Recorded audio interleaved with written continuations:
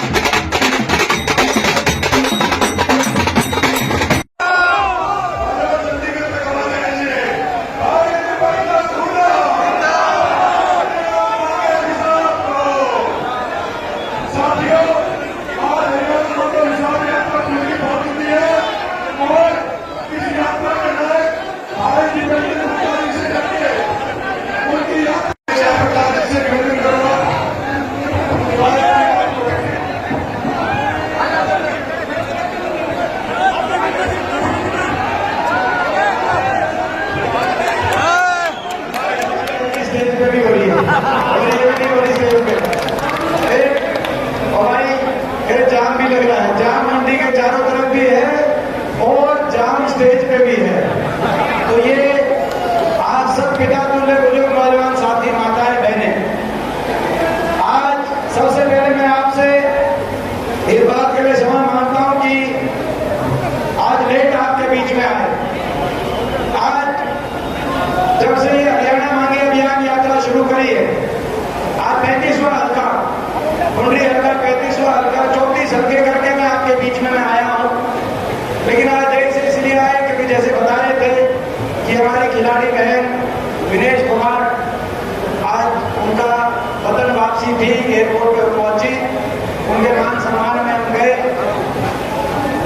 आज से 4-5 दिन पहले जो हमारे भाई नीरज चोपड़ा है उनके घर गांव में पानीपत में उनके घर उनके परिवार को बधाई देने के लिए जिस दिन उनका मेडल आया था मैं उनके घर भी गया।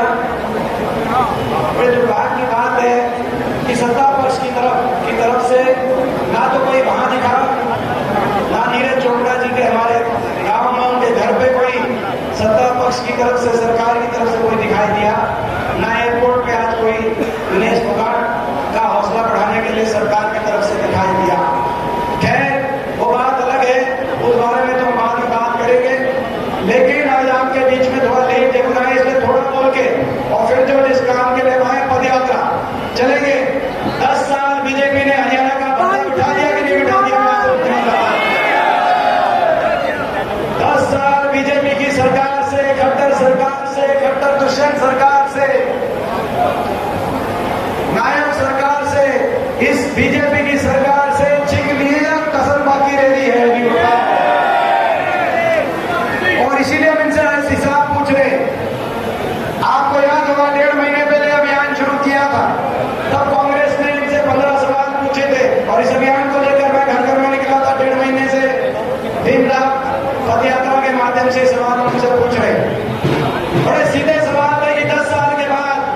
बीजेपी की सरकार के बाद जो हरियाणा विकास में, खुशहाली में नंबर 1 हुआ करता था, आज वो हरियाणा बेरोजगारी में नंबर 1 क्यों हो गया? क्यों हरियाणा का नौजवान आज विदेशों में पलायन पे मजबूर हो गया? घर बार बेचकर, उधार लेकर, डोंकी के रास्ते, जान हथेली पे रख के विदेशों में मजदूरी करने पे मजबूर क्यों हो गया? हो गया कि नहीं हो गया? मैं आपसे पूछना चाहता हूँ। हरियाणा का नौजवान आज हरियाणा में भविष्य नहीं दिख रहा। देश में सबसे ज्यादा बेरोजगारी, देश में सबसे ज्यादा नशा, आज पंजाब से भी ज्यादा नशा हरियाणा में क्यों हो गया? हम इन सरकार से पूछना चाहते हैं। देश में सबसे ज्यादा अपराध, सबसे ज्यादा क्राइम आज हरियाणा में क्यों हो गया? देश में सबसे ज्यादा महंगाई, सबसे महंगा डीजल, पेट्रोल, रसोई गैस का सिलेंडर, सबसे ज्यादा वैट, क्योंकि अर्थव्यवस्था चौपट हो गई। 70,000 करोड़ का कर्जा होता था हरियाणा में 10 साल में, 4.5 लाख करोड़ का कर्जा इस सरकार ने पहुंचा दिया। कोई काम तो भलाई का किया नहीं, लेकिन हरियाणा को विकास की पट्टी से उतार दिया। सबसे ज्यादा महंगाई हरियाणा में। नारा उसके बाद देते हैं, क्या नारा देते हैं? Non stop Haryana. नायब सिंह जी कल चंडीगढ़ में प्रेस कॉन्फ्रेंस करके कह रहे थे, मेरा नाम लेके कह रहे थे कि जितेंद्र जी साहब मांग रहे हैं, हम तो नॉन स्टॉप सरकार दे रहे हैं लोगों को, नॉन स्टॉप। सही बात है नायब जी, मुख्यमंत्री जी नॉन स्टॉप तो दे रहे हैं, लेकिन नॉन स्टॉप क्या दे रहे हैं? बीजेपी 10 साल की सरकार मतलब नॉन स्टॉप बेरोजगारी, नॉन स्टॉप महंगाई, नॉन स्टॉप भ्रष्टाचार, नॉन स्टॉप नशा, नॉन स्टॉप अपराध, ये नॉन स्टॉप आप दे रहे हो। और अगर फुल स्टॉप लग गया तो विकास पे फुल स्टॉप लग गया, गरीब आदमी की योजनाओं पे फुल स्टॉप लग गया। 100 गज के प्लॉट की स्कीम हमारे समय थी गरीब आदमी के लिए। मैं पूछना चाहता हूँ, कुंडरी हल्के के किसी गांव में किसी गरीब को 10 साल की बीजेपी की सरकार में 100 गज का प्लॉट मिला भाई? मैं पूछना चाहता हूँ आपको। फुल स्टॉप लग गया 100 गज के प्लॉट पे, फुल स्टॉप लग गया मकान पे। इंदिरा आवास योजना के मकान आया करते, मकानों के फॉर्म भरवाए मगर मकान नहीं आए। पीने के पानी की टंकी टूटी और पानी के मुफ्त कनेक्शन की इंदिरा पेयजल योजना के नाम से एससी परिवारों के लिए स्कीम थी, उस पर फुल स्टॉप लगा दिया। पीने के पानी की टंकी टूटी तो मिली नहीं, मगर गरीब परिवारों को अपने बिजली पानी के बिल पकड़ाने का काम किया। आपने किसान के सम्मान में फुल स्टॉप लगा दिया। आपकी सरकार ऐसी सरकार साबित हुई, काम कुछ किया नहीं, लेकिन हर वर्ग का अपमान, 750 किसानों की जान की कुर्बानी लेने वाली, अगर देश के इतिहास में लिखा जाएगा काले अक्षरों में, 75 साल में 750 किसानों की जान की कुर्बानी लेने वाली अगर कोई सरकार साबित हुई तो ये बीजेपी की सरकार साबित हो। आज तक सहानुभूति के 2 शब्द बीजेपी के किसी नेता के मुंह से नहीं निकले किसान के लिए। क्या वो किसान देश का हिस्सा नहीं थे? हमारे सरपंचों पे लाठियां बरसाने वाली सरकार, कर्मचारी ओल्ड पेंशन स्कीम मांगने गए तो कर्मचारियों पे लाठी चलाने वाली ये सरकार। हमारी बेटियां अपने लिए इंसाफ मांग रही थी, क्या कसूर था विनेश फोगाट का, क्या कसूर था साक्षी मलिक का, इन बेटियों का? ये केवल एक 6 ओलंपिक विजेता बेटियां कह रही थी हमारे साथ गलत हुआ। 6 महीने तक दिल्ली की सड़कों पर बिठाए रखा, दिल्ली की सड़कों पर घसीटवाने का काम किया गया। इन बेटियों को तो ओलंपिक में मेडल लेके आए हैं, लेकिन FIR तक दर्ज नहीं करी। सुप्रीम कोर्ट ने जबकि आदेश पर FIR दर्ज करी। ये वही बेटियां हैं जिनके मेडल आते हैं तो इनको टेलीफोन करते हैं। दिल्ली में बड़े बड़े मंत्री, सारे मंत्री टेलीफोन करते हैं, लेकिन 6 महीने तक किसी मंत्री को इनका टेलीफोन उठाने की फुर्सत नहीं मिली। और अहंकार इतना कि बाबा साहब के संविधान को तोड़ने की बात करने लगे। बोला 400 बार बोला बाबा साहब के संविधान को तोड़ेंगे।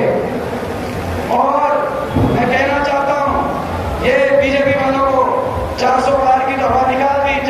आपकी अल्पमत की सरकार अभी, जैसे हरियाणा में अल्पमत की सरकार है, देश में भी अल्पमत की सरकार आ गई 240 में। और जब हमारे सारे सांसद गए संसद में, आपने देखा होगा, तो हमने जब शपथ ली विपक्ष के सांसदों ने, तो हमने शपथ लेने के साथ एक नारा दिया, जय संविधान। बीजेपी वालों को बड़ी तकलीफ होती थी जब हम बोलते थे जय संविधान। और उसके बाद स्पीकर साहब की तरफ से कहा गया कि ये जय संविधान बोलने की कोई जरूरत नहीं है।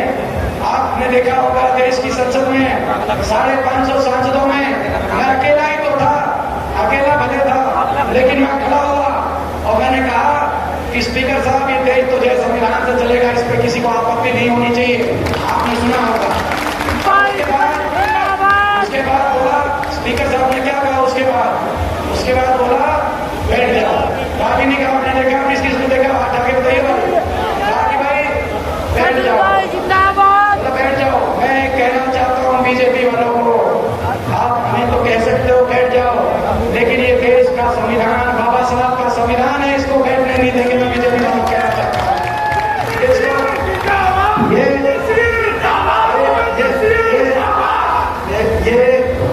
ये लड़ाई हरियाणा के भविष्य को बचाने की लड़ाई है। ये लड़ाई हरियाणा के नौजवान के भविष्य को बचाने की लड़ाई है। ये लड़ाई बाबा साहब भीमराव अम्बेडकर जी के संविधान को बचाने की लड़ाई है। ये लड़ाई 2 महीने 1.5 महीने के बाद हरियाणा के बड़े बुजुर्ग को देश में सबसे ज्यादा 6,000 बुढ़ापा पेंशन दिलवाने की लड़ाई है। ये लड़ाई बिजली उपभोक्ता को 300 यूनिट बिजली में राहत देकर महंगाई की कमर लगाने की लड़ाई है। ये लड़ाई किसान को एमएसपी गारंटी, कर्मचारी गोल्ड पेंशन स्कीम, गरीब को 100 गज के प्लॉट, इंदिरा आवास योजना में 3.5 लाख की आर्थिक सहायता से मकान दिलवाने की लड़ाई है।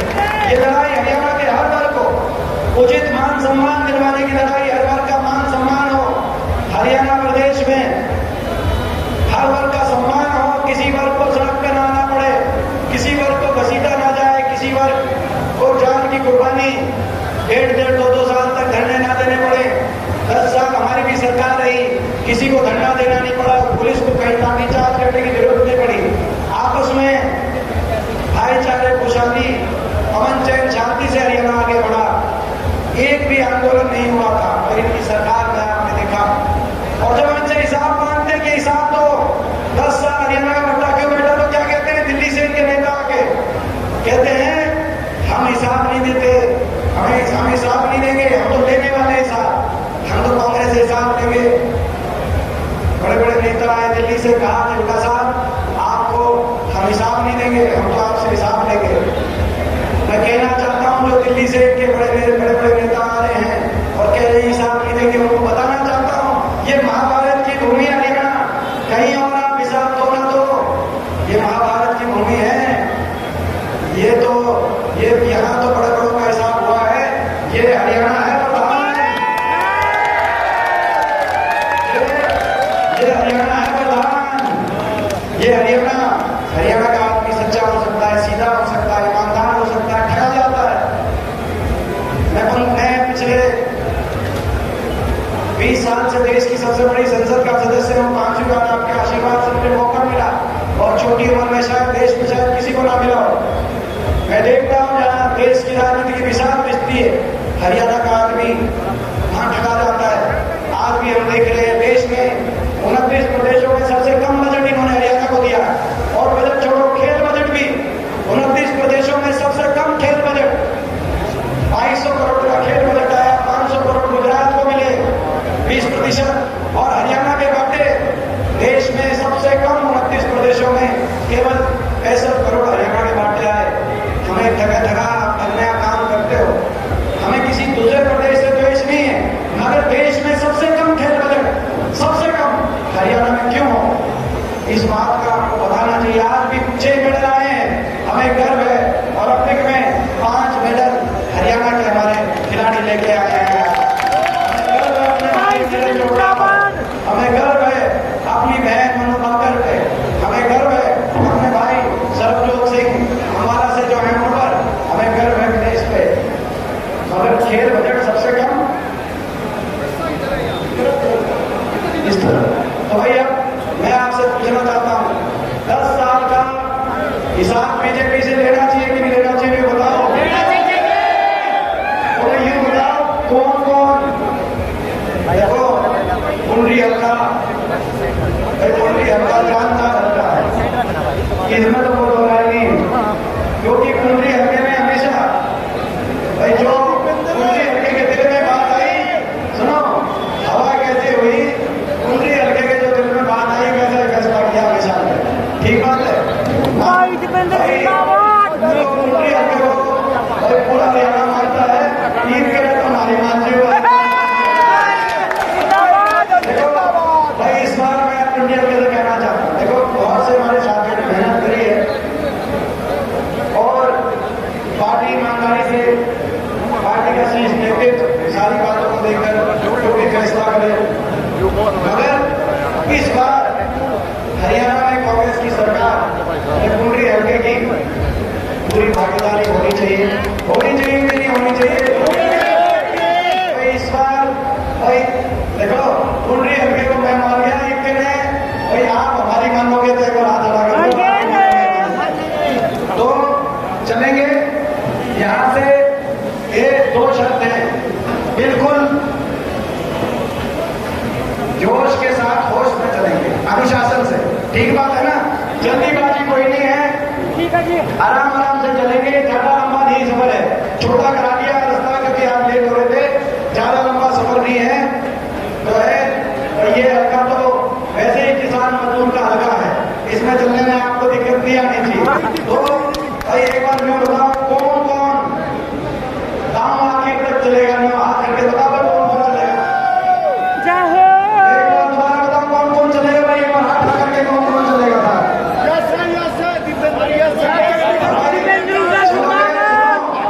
चलो एक अपने जो तकिया शुरू में भी देख ली थी, आखिरी पॉइंट पे तकिया दोबारा दिखा देना, ठीक है?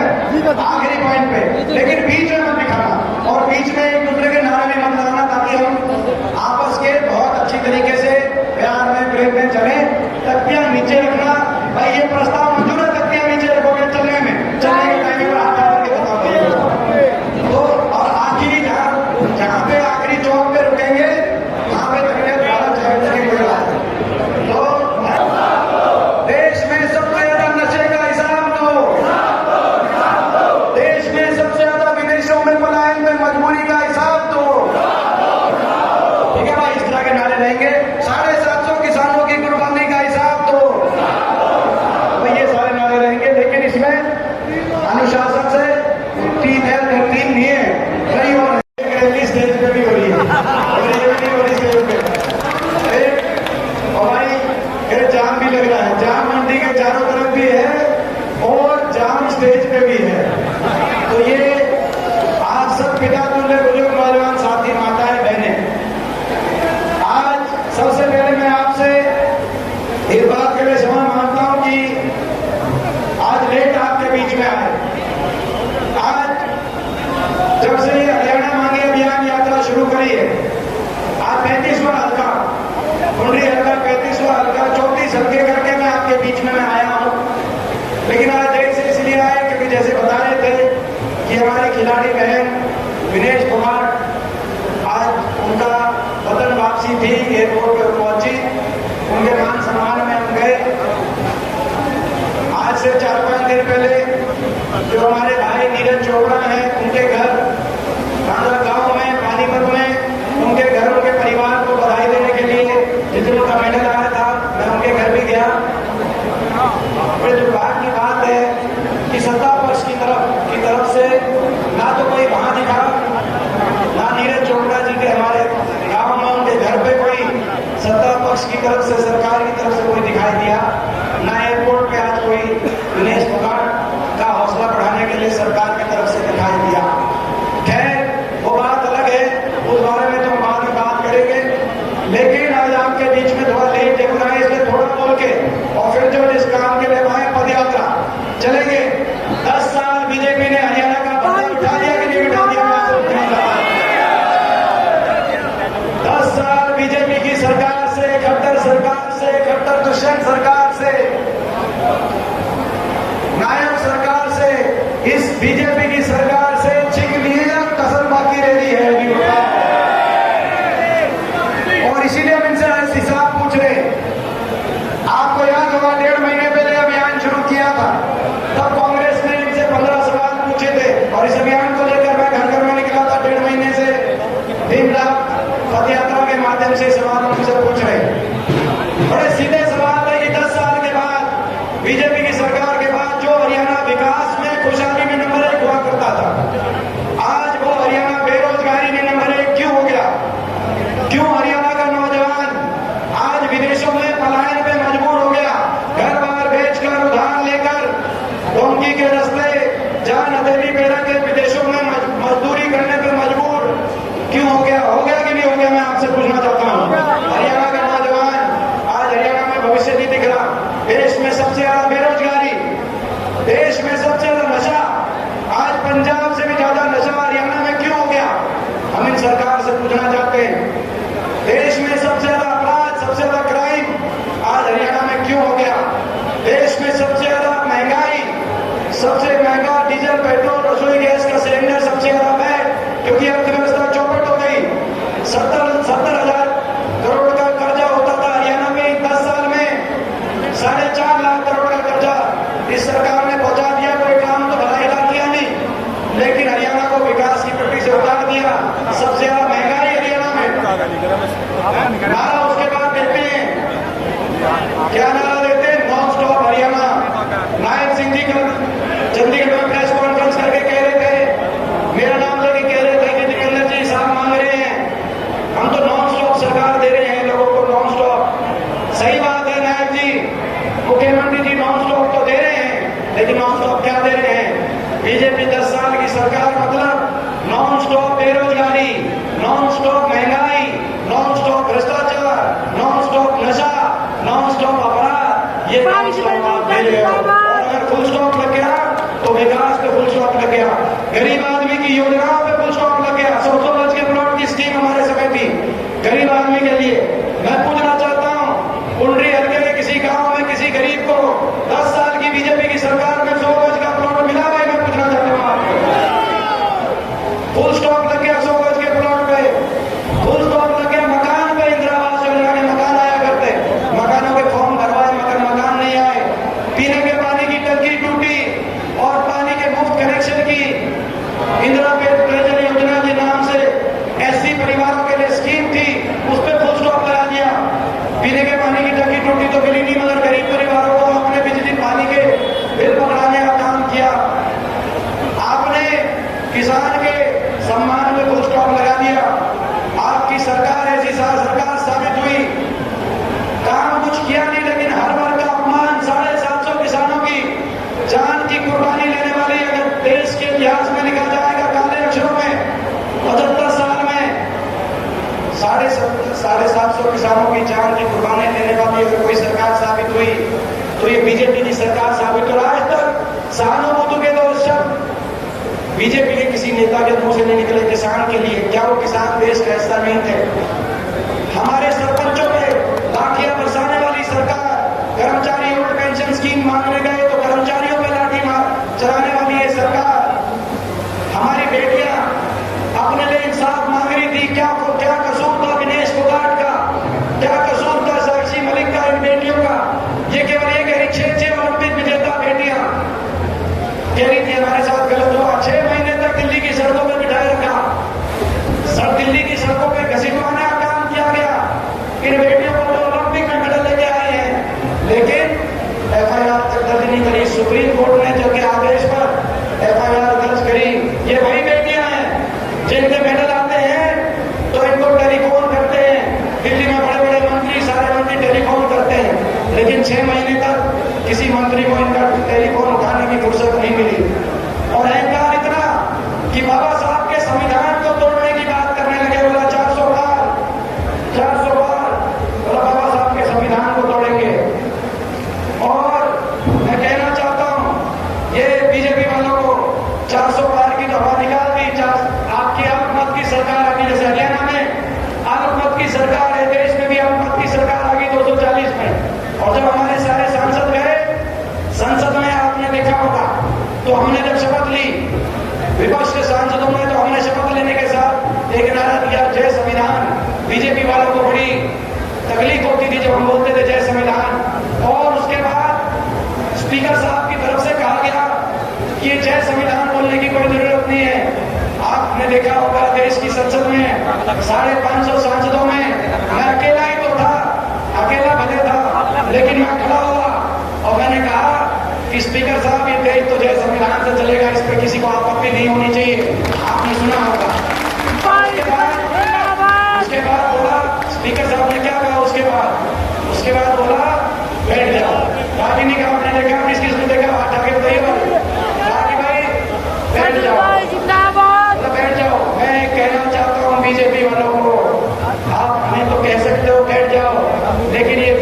संविधान बाबा साहब का संविधान है, इसको बैठने नहीं देंगे। मैं बीजेपी को कहना चाहता हूँ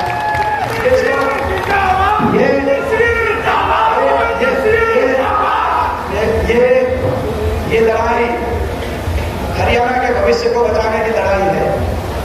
ये लड़ाई हरियाणा के नौजवान के भविष्य को बचाने की लड़ाई है। ये लड़ाई बाबा साहब भीमराव अम्बेडकर जी के संविधान को बचाने की लड़ाई। ये लड़ाई 2 महीने 1.5 महीने के बाद हरियाणा के बड़े बुजुर्ग को देश में सबसे ज्यादा 6,000 बुढ़ापा पेंशन दिलवाने की लड़ाई है। ये लड़ाई बिजली उपभोक्ता को 300 यूनिट बिजली में राहत देकर महंगाई की कमर लगाने की लड़ाई है। ये लड़ाई किसान को एमएसपी गारंटी, कर्मचारी गोल्ड पेंशन स्कीम, गरीब को 100 गज के प्लॉट, इंदिरा आवास योजना में 3.5 लाख की आर्थिक सहायता से मकान दिलवाने की लड़ाई है। ये लड़ाई हरियाणा के हर वर्ग को उचित मान सम्मान दिलवाने की लड़ाई। हर वर्ग का मान सम्मान हो हरियाणा प्रदेश में, हर वर्ग का सम्मान हो, किसी वर्ग को सड़क पर ना आना पड़े, किसी वर्ग को घसीटा ना जाए, किसी वर्ग को जान की कुर्बानी 1.5 2 साल तक धरने ना देने पड़े। 10 साल हमारी भी सरकार रही, किसी को धरना देना नहीं पड़ा, पुलिस को कहीं लाठीचार्ज करने की जरूरत नहीं पड़ी। आपस में भाईचारे, खुशहाली, अमन चैन, शांति से हरियाणा आगे बढ़ा। एक भी आंदोलन नहीं हुआ था। और इनकी सरकार में आपने देखा, और जब इनसे हिसाब मांगते कि हिसाब दो, 10 साल हरियाणा का बट्टा क्यों बैठा, तो क्या कहते हैं दिल्ली से इनके नेता आके कहते हैं हम हिसाब नहीं देते, हम हिसाब नहीं देंगे, हम तो लेने वाले हिसाब, हम तो कांग्रेस से हिसाब लेंगे। बड़े बड़े नेता आए दिल्ली से, कहा कि उल्टा साहब आपको हम हिसाब नहीं देंगे, हम तो आपसे हिसाब लेंगे। मैं कहना चाहता हूं जो दिल्ली से के बड़े बड़े नेता आ रहे हैं और कह रहे हैं हिसाब नहीं देंगे, उनको बताना चाहता हूं ये महाभारत की भूमि हरियाणा, कहीं और आप हिसाब दो ना दो, ये महाभारत की भूमि है। ये यहाँ तो बड़े बड़ों का हिसाब हुआ है, ये हरियाणा है प्रधान, ये हरियाणा है प्रधान। ये हरियाणा का आदमी सच्चा हो सकता है, सीधा हो सकता है, ईमानदार हो सकता है, ठगा जाता है। मैं पिछले 20 साल से देश की सबसे बड़ी संसद का सदस्य हूँ। 5वीं बार आपके आशीर्वाद से मुझे मौका मिला, और छोटी उम्र में शायद देश में शायद किसी को ना मिला हो। मैं देखता हूँ जहाँ देश की राजनीति की विशाल विस्ती है, हरियाणा का आदमी वहां ठगा जाता है। आज भी हम देख रहे हैं देश में 29 प्रदेशों में सबसे कम बजट इन्होंने हरियाणा को दिया, और बजट छोड़ो खेल बजट भी 29 प्रदेशों में सबसे कम खेल बजट, 2200 करोड़ का खेल बजट आया, 500 करोड़ गुजरात को मिले, 20%, और हरियाणा के बाटे देश में सबसे कम 29 प्रदेशों में केवल 65 करोड़ हरियाणा के बाटे आए। हमें ठगा अन्याय काम करते हो। हमें किसी दूसरे प्रदेश से द्वेष नहीं है, मगर देश में सबसे कम खेल बजट सबसे कम हरियाणा में क्यों हो, इस बात का आपको बताना चाहिए। आज भी 6 मेडल आए हैं, हमें गर्व है। ओलंपिक में 5 मेडल हरियाणा के हमारे खिलाड़ी लेके आए हैं। हमें गर्व है अपनी बहन मनु भाकर पे, हमें गर्व है अपने भाई सरबजोत सिंह हमारा से जो है उन पर, हमें गर्व है देश पे। मगर खेल बजट सबसे कम इस तरह। तो भाई अब मैं आपसे पूछना चाहता हूँ, 10 साल का हिसाब बीजेपी से लेना चाहिए कि नहीं लेना चाहिए, बताओ। तो ये बताओ कौन कौन, देखो कुंडली हल्का जानता है, इसमें तो कोई बोला नहीं, क्योंकि कुंडली हल्के में हमेशा भाई जो कुंडली हल्के के दिल में बात आई, सुनो हवा कैसे हुई, कुंडली हल्के के जो दिल में बात आई कैसे फैसला किया हमेशा, ठीक बात है। कुंडली हल्के को पूरा हरियाणा मानता है, ईद के लिए हमारी मानती हुआ।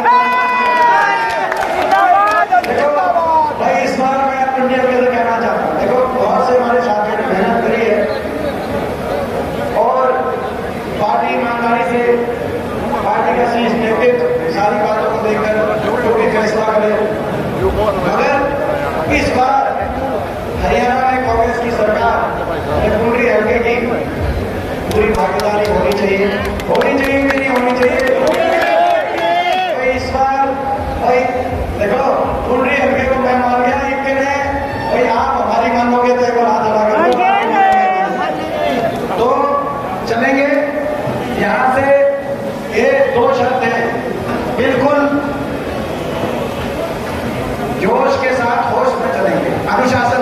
ठीक बात है ना? जल्दीबाजी कोई नहीं है, ठीक है जी। आराम आराम से चलेंगे। ज्यादा लंबा नहीं सफर है, छोटा करा दिया रास्ता क्योंकि आप लेट हो रहे थे। ज्यादा लंबा सफर नहीं है तो है ये हल्का, तो वैसे ही किसान मजदूर का हल्का है, इसमें चलने में आपको दिक्कत नहीं आनी चाहिए। तो भाई एक बार मैं बताऊं, कौन कौन गाँव आखिर तक चलेगा? मैं हाथ करके बता कौन कौन चलेगा? जय हो। एक बार दोबारा बताओ कौन कौन चलेगा भाई? एक बार हाथ लगा करके कौन कौन चलेगा?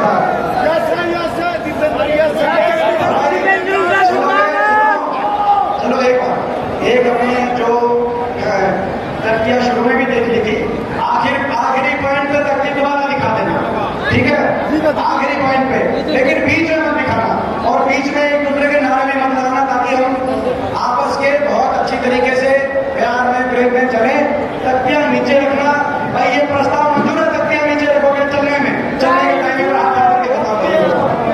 तो और आखिरी जहाँ पे आखिरी चौक पे रुकेंगे वहां पे तकरीबन 12 चौक के कोई बात है। तो देश में सबसे ज्यादा नशे का हिसाब दो, देश में सबसे ज्यादा विदेशों में पलायन में मजबूरी का हिसाब दो, ठीक है भाई? इस तरह के नारे रहेंगे। 750 किसानों की कुर्बानी का हिसाब दो, भाई ये सारे नारे रहेंगे, लेकिन इसमें अनुशासन